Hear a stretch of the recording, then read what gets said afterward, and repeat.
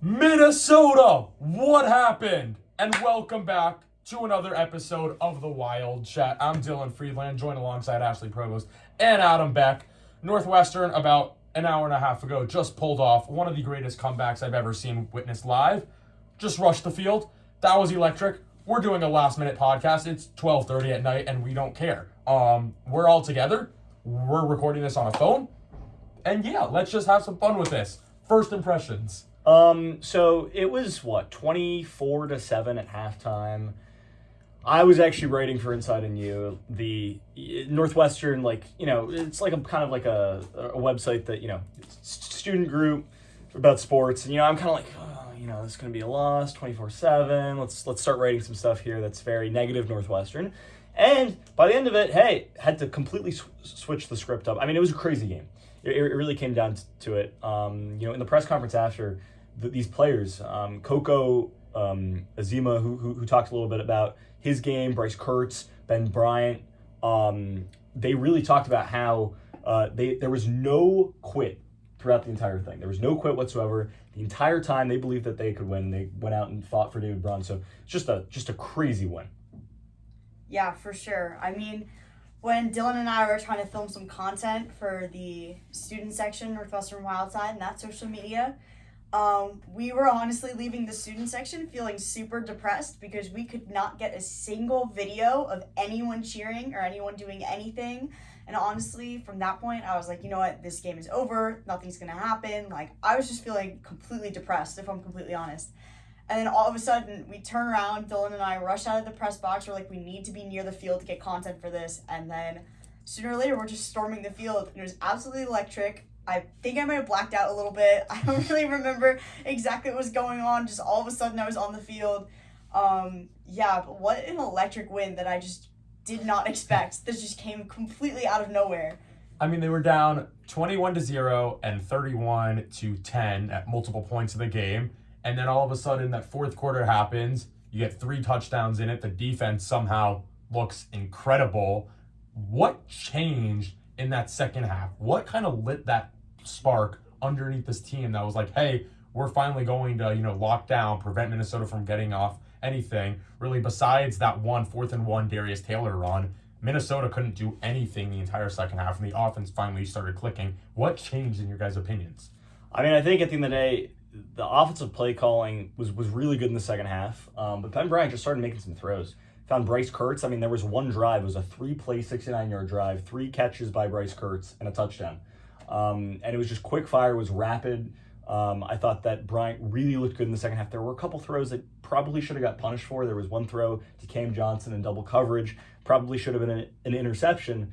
But, Northwestern, the offense was cooking, and the defense was getting stops. I mentioned Coco earlier, and I thought he had a really, really good game flying across the second level of that defense. But Cam Porter looked good running the football. And also, I think the biggest part was the lack of penalties. In the first half, 6 penalties for 67 yards.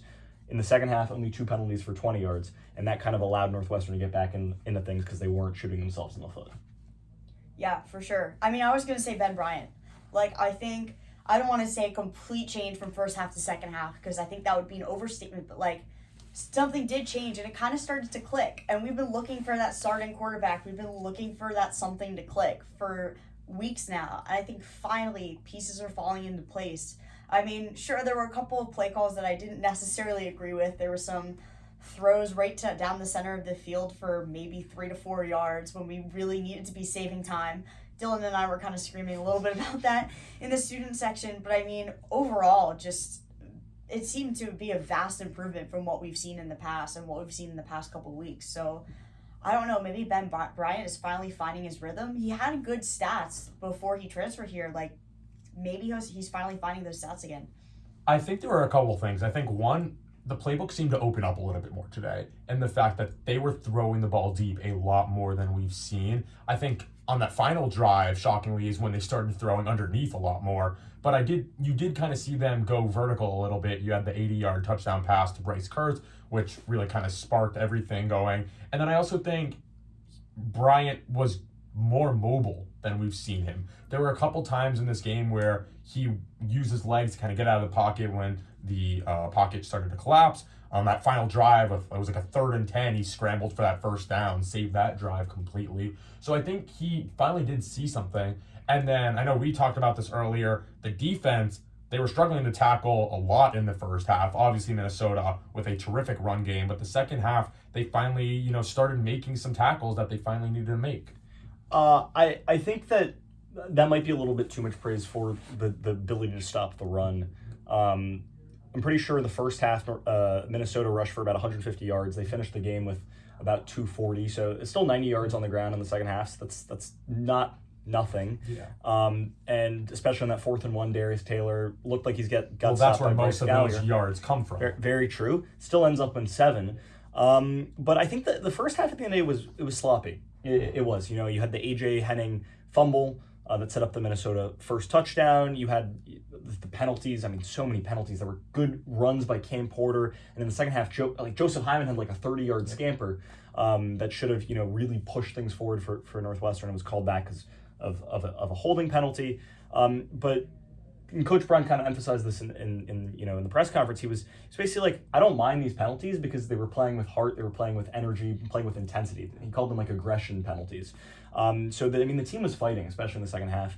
But I think the most impressive thing was that in the past, I think the reason Ben Bryant was really struggling was the supporting cast, right? They weren't making the plays. And today they were making the plays. We saw Bryce Kirtz. AJ Henning still, had an impact, right? Didn't have his strongest game. Cam Porter had a touchdown. The offensive line actually was pretty good in pass protection. But I think the biggest point that you kind of alluded to was kind of the play calling. And I actually think it's less about the play calling and more about the defensive looks that Minnesota was giving Northwestern, because there were a lot of one-on-one opportunities, especially in the first half. Like, Bryce Kirtz runs past you on a double move for an 80-yard touchdown. Like, why is Minnesota not double-teaming him? We didn't see double teams. And then you mentioned the underneath passes towards the end of the game, and that's because Minnesota was a lot of the time in cover 2, kind of trying to keep everything in front of them. So I think Ben Bryant just did a good job taking really what was there and just putting Northwestern in an opportunity to win that game. Yeah, we've been talking about the wide receiver core for how many episodes now? Basically every single one, just talking about how great we feel like this wide receiving core is, how it's probably the biggest strength that our team has, and how they just haven't had that chance to shine. And today, I think, because they were given that chance to shine, they were making those plays that they might not have made in past weeks. I think some of that comes down to Ben Bryant. Some of that comes down to, like what Adam was saying, I think Minnesota defense not really stepping up to the plate, or not really adjusting to, Bryce Kirtz making those plays. Like, they really weren't changing much about what they were doing, so that could have helped as well. But, I mean, we've been talking about the wide receiving core for so long, and I feel like I've been waiting for so long for something to happen, because AJ Henning, amazing. Bryce Kirtz is looking great. Like, Cam Johnson, looking great. Like, just these receivers that haven't had much time to shine are finally going to get the shine that they deserve. I don't know if that makes sense, but it does in my head. Like, I don't know. I'm just really, really excited. Like, words are just rolling. And when we did our podcast with the Ski U pod previewing this game, they asked us, who do we undervalue? I think we all basically said kind of that wide receiver core. The thing that stands out to me is when we talk about those top 3 wide receivers, and AJ Henning, Cam Johnson, Bryce Kirtz, I think we all kind of put Bryce Kirtz probably as that number 3 guy, but today he really showed up. He was the top guy. I mean, you were talking about the records that he was setting, more yards in this game than he had all of last year, and he was our returning, leading wide receiver. He was just all over the field, wide open the entire game. You mentioned it. He was a guy that stood out. What does this win mean for this team moving forward? What do you guys think about that? Number one, it means they can be competitive in the Big Ten West. I don't know about the Big Ten as a whole. Obviously, I don't think this team is going to go into next week playing Penn State at home and, beat Penn State, or, compete against Ohio State or Michigan if they were in the Big Ten championship game potentially. But it means that they can compete in the Big Ten West. Like, Minnesota is no joke of a team. Like, sure, they're not, the favorite in the Big Ten West, but this is a solid program, right? This is a solid team. And remember, they beat Northwestern 31-3 last year, right? And arguably, Northwestern had more talent on that roster than they do this year. Sure, Minnesota's also lost some talent too, but the core of that team is definitely still there. But no, it provides a lot of confidence, and it really shows all the work and all the preparation that's gone in throughout the entire season And before the season, in the summer too, obviously with everything that happened and kind of buying into David Braun and what David Braun's about. Coco brought a really good point up in, when he was talking after the game. He actually mentioned that his brother passed away actually a month ago. And that the first thing that happened after was David Braun reached out and was basically like, what do you need? Do you need to go home? And basically sent someone with him to go to the funeral. And really that kind of sparked his, I want to buy in and I want to win for this guy. So David Braun's he's got the locker room. And that's the number one thing, I think. Throughout the entire game, this team did not give up. And things like that, really trusting in each other and trusting in, the coach and all the decision makings from the top. I mean, that's what this team's about, and it shows that they can go out and win games. Yeah, for sure. I mean, I was thinking something pretty similar to what Adam was saying. Like, I mean, at the beginning of the season, there was so much uncertainty around, like, can David Braun rally this team? Can he bring the spirit to the locker room that we need to succeed, especially after everything that happened this summer, where the fans' morale was just extremely low. No one really cared about the team. No one expected any wins whatsoever. I mean, this just shows that we have potential. David Braun did say at the beginning of the season he wants to win the Big Ten West. And I mean, I don't know if that's going to happen, but it means we have potential to keep winning. That somehow he's built up a foundation for this team that we can continue building upon. I just think it means that he's shown success so far as a coach, like rallying this team together at the most uncertain of times. I agree, and I think it's something that we get asked a lot is, what does David Braun have to do to stay the head coach moving forward? Nights like tonight are exactly what he has to do. It shows that he now has that chance to, get that interim title kind of removed from him. And even looking just outside of that, looking just at this year, I mean, if you looked at this schedule and you said, after 4 games, Northwestern would be a 500 team, yeah, you're looking very slim chance of that happening, I think, especially not with a win like this. If you're thinking that, you're thinking, okay, you're maybe beating Rutgers, who also looks maybe not as bad as we originally thought. But yeah, you're looking at this team potentially going into Lincoln with a chance to, if they beat Nebraska, they're a 4-3 team. That's assuming you lose to Penn State and beat Howard. But I just think the fact that you have that opportunity now, morale has to be kind of higher than you would have ever expected right now. You have to hope that the fan base starts to turn out for them. Obviously, the students had a great showing at the start of the game. They didn't all stay till the end. The 40 or 50 students that were still there, like us. It was fun rushing the field with just us, but yeah, you just have to hope that it means a lot moving forward, that people continue to kind of support this team. I don't think tonight was all necessarily positive, though. I think we really kind of talked about the positives and really hinted at the positives and kind of talked about the impact of, what this win means, but definitely things to learn from. What were your big, negative takeaways about things that really Northwestern needs to focus on moving forward, especially with Penn State coming in next week? Yeah. This is me not knowing a ton about Penn State's team. Haven't looked at them a ton. Haven't really watched a ton of them. I think that in the first half, like you said, it was sloppy. I think to me the biggest thing was those penalties. And but I don't think that's the biggest deal necessarily, because this was really the first game that we've seen Northwestern be super penalized. I think in the first 3 games before this, they weren't a team that necessarily was taking a lot of penalties. They just kind of got outplayed, in Rutgers and Duke. This was a game where, if you're not counting some of those penalties, it might have been a lot closer in that first half than ultimately would have. So I definitely think, cleaning up that first half. And then ultimately, it's going to be, I think the conversation the entire year is, how can Northwestern's defense stop the run? I think the pass defense was pretty good today. That's also, Minnesota has a very lackluster passing offense. We knew that kind of coming into it, but I think they did a terrific job. Whenever Minnesota was facing really a 3rd and long, I think that I was pretty confident that the defense could get off the field there. However, the run game is going to be another thing that's just going to be talked about throughout the entire season, and I think is going to continue to stay that way.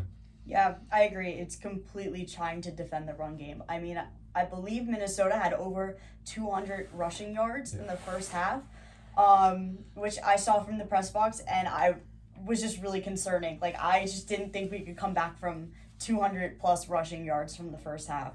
And I think that's going to be the area of biggest concern. I mean, we had those penalties. I definitely agree. We had that fumble that allowed Minnesota their first touchdown that looked really, really awful, even from all the way up in the press box. But I just think allowing 200 plus yards rushing in the first half is not something we want to do for Penn State or in the future at all. But I think that's definitely what we would need to work on. I agree the pass defense was not awful by any means, but the run defense, the defense had a lot of holes. I mean, they were just kind of continuing to run. And we talked about this in our podcast with the Minnesota guys. Like, we weren't expecting the defense to be too good against the run game. We thought it would just be running the football back and forth. I think you mentioned one other thing as well in the turnover, and that's another thing that I think has stood out to me. I don't believe, besides the UTEP, in any of the other 3 games, the defense has forced a turnover. Correct me if I'm wrong. Yeah, that might be right, actually. But tonight there were no forced turnovers, which I think, the team can survive and they can manage without that. But I think that when you are playing a team like Penn State, who is obviously clearly much better, you need turnovers to kind of try and flip something around. And if this team isn't able to force some turnovers, I think they're going to struggle a little bit as well. Yeah, I mean, I don't necessarily want to look towards Penn State yet, but I think the real issue with the turnover battle is the lack of pass rush and the lack of defensive pressure on the quarterback. I mean, this is the second Big Ten game of the season, and in each of these 2 games against Rutgers and Minnesota, Northwestern's played pretty mediocre quarterbacks. I mean, Gavin Wimsatt's no great quarterback. He's kind of, he's fine. And Calic Manis really struggled last week. There are some high hopes and high expectations from him, but still, he's not a JJ McCarthy, right? I actually really like Hudson Card at Purdue, and we'll see him later in the season. But he's not one of those top guys. But 8 for 8 in the first half. He was perfect. Had 2 touchdowns, just under. I think he had 96 yards going into halftime. Finished the game 14 of 19 for 196, and 2 tosses. So I mean, those are solid numbers. Like that doesn't put Minnesota at a disadvantage whatsoever. And only 2 quarterback hurries the entire game. No sacks for this Northwestern defense. They got to find a way to get pass rush because, you're going to go and play Drew Aller next week against Penn State. I mean, he's going to throw the ball for 400 yards and 5 touchdowns, and it's going to look like the easiest thing in the world. Because if you can't get to the quarterback, it's really a problem. And I think Northwestern has to be a little bit smarter defensively, trying to scheme ways to get pressure from, not just rushing 4 guys, because that clearly doesn't work. They're also not super deep at the defensive line position, so you got to figure out ways to either get safeties in there or linebackers in there who can make a difference and get a hit on the quarterback, because it's too soft. It's just too soft. Is there anything else that you think maybe not defensively, either offensively or special teams, that you think Northwestern needs to clean up to? I need to take a big look at the special teams. That was something that I thought about before this game was, punting issues. I wasn't sure what the punting. We didn't punt a ton. Did we punt a ton? Like 6 or 7 times. I mean, okay. Wait, no. Speaking of punting, you know what we need to talk about? We need to talk about the Minnesota punt. Yes. In the 4th quarter, right? With 2 minutes left or whatever. And Minnesota punts the ball, and the gunner down in the end zone, right? The ball, it falls perfectly. It falls inside the 5. It just drops like a beautiful sand wedge from 95 yards out, put it to within 3 feet of the pin, and it drops like a beauty, and the gunner just lets it roll into the end zone and just catches it, and then he's like, oh no, what was going on? So my friend Sterling, he goes to Georgia Tech. This is like his first year watching football. He texted me immediately after that. He's like, hey, I just turned on the Northwestern game. What just happened? And I'm like, Sterling, I have no clue. I texted you, what is blood doing, right after that happened. And honestly, thank you, because we scored that final touchdown with 2 seconds remaining, starting at the 20 compared to starting at the 1 yard line. If he stops out at the 1 yard line, there's a good chance Northwestern doesn't score that time touchdown. I think it was a blessing. A miracle, maybe. I don't even want to analyze it too much because I'm just grateful. I don't understand what was going on there. Me and Dylan looked at each other and were like, what? We were trying to figure out what they were doing and we just couldn't figure it out. It was a little confusing. I think on our side, though, our special teams has been a little bit inconsistent, especially punting-wise. We've had some great punts and we've had some not-so-great punts.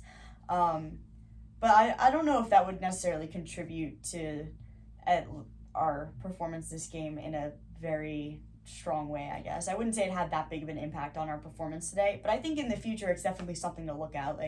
We need to be a little bit more consistent with our special teams. But I don't think we've had any big problems returning. Right, correct me if I'm wrong, but I can't remember any big problems returning. So I don't think that's too much of a problem area, but I think consistency is key. I think AJ Henning actually did a pretty decent job, fooling out some of the Gunners on Minnesota, pretending like he was going to catch it at the 10 and then letting it fall back into the end zone. So I think he's really good there on the punt return. The other special teams thing that I was curious about was Minnesota hit a 50-yard field goal earlier in that game. Late in the game, they had an opportunity for like a 54, 55-yarder and settled for the punt. What do you think changed? Was it wind or I don't know? So that was an interesting call. It was a 4th and 3. Yeah. From about midfield, maybe just ahead of midfield. It was probably like 37. It was the 37. 37 yard line. Lovely, great. 37-yard line. 4th and 3. If you get the first down, you win the game, and they decide to punt. Or if you kick a field goal and you make it, you win the game. Same idea.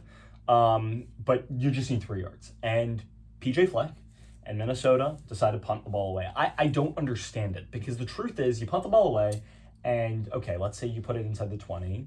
Okay, whatever. Cool, you put it inside the 20. You get 3 yards, you win the game. Or, okay, let's say you get stopped. Okay, then they start at the 36, right? 36-20, it's like, okay. It's the equivalent of, 20 seconds or so.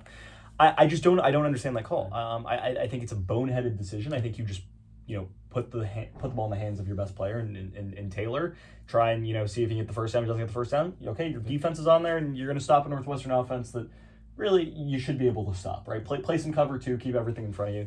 I just think the Minnesota lost faith in the second half of the game, and I just think that this win's huge. It just really is. You get a win like this, come back from 21 points down. You got the entire team believing now, and you've shown that there's a roadmap, but that you really can do it. You can be successful. Ben Bryant can throw for 400 yards, right? Bryce Kirtz can catch over 200 yards through the air. I think he had the 3rd most passing yards, or receiving yards, rather, in a single game in Northwestern history. So that's pretty impressive stuff. It's like really impressive stuff. So the talent's on this team, the pieces are in place. Just how do you do it week in and week out? And at the end of the day, second half of the season, there are winnable games down the stretch. You look at Nebraska, you look at Purdue, Maryland. Illinois. They're good. Illinois in the last week of the season. I mean, are we bowling? I'm not going to say it. We can't say it. Can this team get to 6 wins? Is there a legitimate argument? I think after seeing today, I think yes. I'm not going to say anything else. I think it's a possibility. It's a possibility. I'm not putting any stock in it.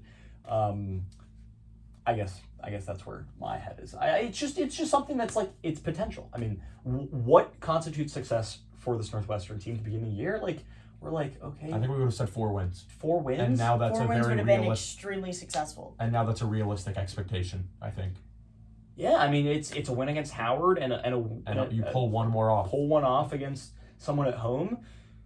Anyway, this 2-0 at home. 2-0 at Ryan Field. Sending the old Ryan Field out with a success story. Absolutely. Bold take. I actually love Ryan Field the way it is. I kind of is agree. This no, a I terrible agree. Take? Watching that game today, awesome. I loved it. I love it. The sight lines are kind of good. If you're on the student section side, because I feel like you're a little too far away from the field there. But I like how high up you can get.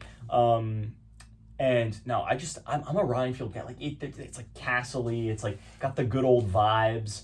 It's been around for 96, 97 years. Very long time. Way too long for a stadium. No, but it's just got good vibes. I really enjoy it. Yeah, I think you paint over the rust, and it's not too bad. Yeah, don't mind the rust in the northern end zone. Just paint over it, and that's all you need to do. Rebuild Ryan Field. Let's build a roof. Just take out the bleachers and add actual chairs, and boom, you've got it. Yeah, and then you decrease the capacity, right? Yeah. Less cars. Less cars. I think that's Beautiful. the solution. Anyway, before it becomes, it's almost 1 o'clock. Great. Before it We're not becomes 1 sleeping o'clock, today. We're too amped up. Just want to remind the WildChat is a member of the Big Banter sports community. If you want to learn more about the Big Banter sports community, you can check them out on Twitter at Big Banter Sports or online at bigbantersports.com. Ashleigh, you want to take us away with... Yeah, sure. So, like Adam said, we're part of the Big Banter Sports family. We're always happy to be a part of that family. We absolutely love it. But also, don't forget to follow us at the WildChat on Twitter, Instagram coming soon, Spotify, we'll post our episodes on there as well. Still in Spotify. It's a little delayed, but we're we getting have there. like 2 of our 4, 5, 6 episodes But on there. YouTube, everything's up to date. Twitter, everything's up to date. So make sure to subscribe on YouTube or And follow like us on too. Twitter. Oh, like. And we like- love a like. Like Ashleigh's and I's selfie from the field. 'cause Yeah, that we took was a cool. selfie on the field. It's on our Twitter. It's super cool. It's like you were there. So if you want to go follow our Twitter and like that photo, that would be absolutely fabulous. But yeah, great chat, guys. We're super I really amped. like It's this 1 in the morning. This vibe, this like This all setup is sitting perfect. on the floor, nice phone action. Yeah. Look forward to an episode. Are we gonna try to do an episode with Penn State if assume timing so, works out? yeah. I think that would be awesome. Yeah, I gotta tell them that we're winning.